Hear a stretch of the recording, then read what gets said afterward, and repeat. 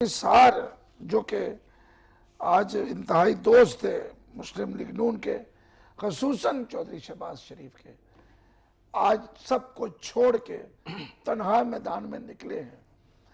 قمر اسلام گرفتار ہو چکے ہیں جو کہ ان کے مقابلے پہ میدان میں آئے تھے۔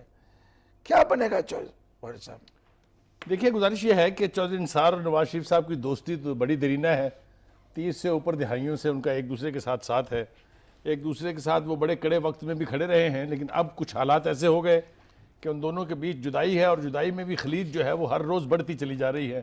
کون اس کا ذمہ دار ہے، کیا اس کی وجوہات ہیں، کیا اس کا پس منظر ہے، اس کے اوپر غور کرنے کی بہت ضرورت ہے۔ کچھ لوگوں کا خیال یہ ہے کہ چونکہ چودھری نثار صاحب ہمیشہ فوج کے قریب رہے ہیں اور وہ ایک طرح سے نواز شریف اور فوج کے بیچ برج کا کردار بھی ادا کرتے رہے ہیں، تو یہ دوری جو ہے اس کے کیا اثرات پارٹی کے اوپر یا پارٹی کے الیکشن رزلٹ پر پڑیں گے، یہ تو میرے خیال سے آنے والا وقت بتائے گا، یا 25 جولائی کو پتہ چلے گا۔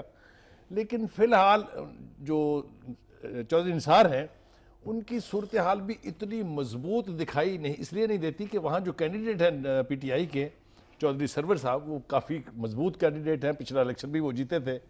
تو یہ سارا منظرنامہ اگر آپ ذہن میں رکھیں تو اس وقت سب سے زیادہ چیلنجز شہباز شریف صاحب کو چودھری نثار کو جو ہیں وہ نون کے کینڈیڈیٹس کی طرف سے تو شاید کم ہے، لیکن پی ٹی آئی ان کی بخاری صاحب وہ 8 سال میں مسلسل 8 الیکشن میں جیتے ہیں، وہ 2 سیٹوں پہ لڑے، ایک نہیں، ایک ہارے بھی تھے، خیر اس میں سے 8 میں سے۔